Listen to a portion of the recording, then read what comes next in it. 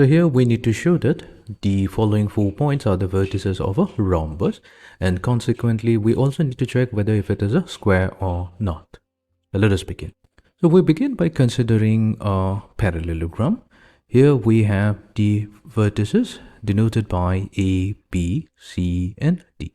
Let us say consider A to be having the coordinates 4, -1. B has the coordinates 6, 0. C has the coordinates 7, 2 and D has the coordinates 5, 1. Fine. Now what we'll do, we'll try to join, we will join the diagonals AC as well as BD. So here we have the diagonals AC and BD. So we will begin by first obtaining the midpoint of the diagonal AC, followed by calculating the midpoint of diagonal BD.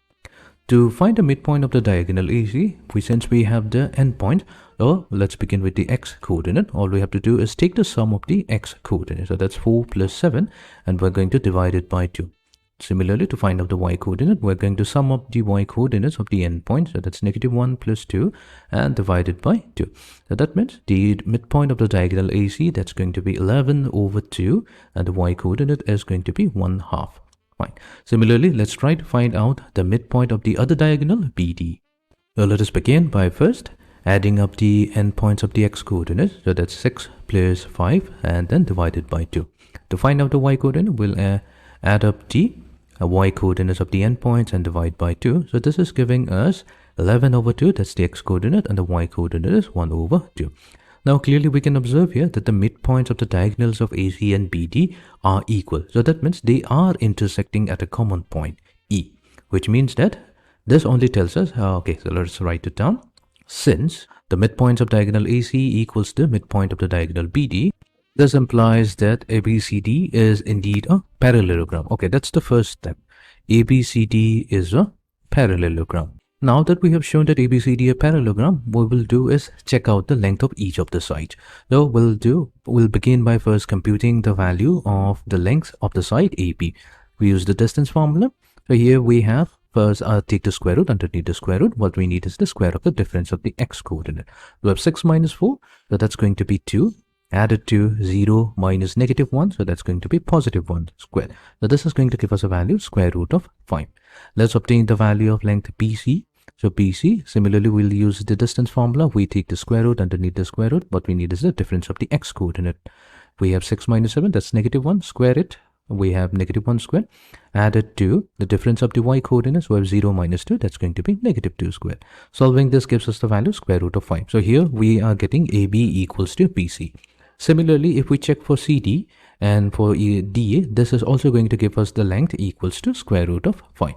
So since all the three sides are equal and ABCD, as we have already showed, it is a parallelogram, so it follows the criteria from this 1 and 2. It follows the criterion that ABCD must be a rhombus. So ABCD here is a rhombus. So now that we have shown that it's a rhombus, we need to check whether if it is a square or not. Now, in order to verify whether if ABCD is a square, the diagonals must be equal. So let's compute the length of the diagonal AC first. So here AC will be square root of, underneath the square root, first we take the difference of the x coordinate. So we have 4 minus 7, so that's -3. Square it and then add it to the difference of the y coordinate. So we have -1 minus 2, so that's -3 whole square. So this is going to give us a value 3 times square root of 2. Let's also obtain the length of the diagonal BD.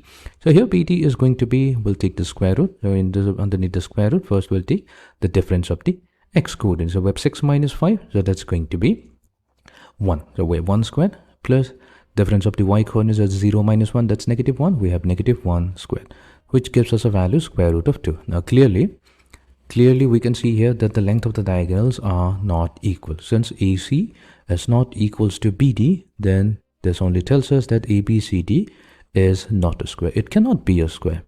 That's the whole criterion for becoming a square. The diagonals must be of equal length. Since they are not equal, it's not a square, but it is indeed a rhombus, hence proved.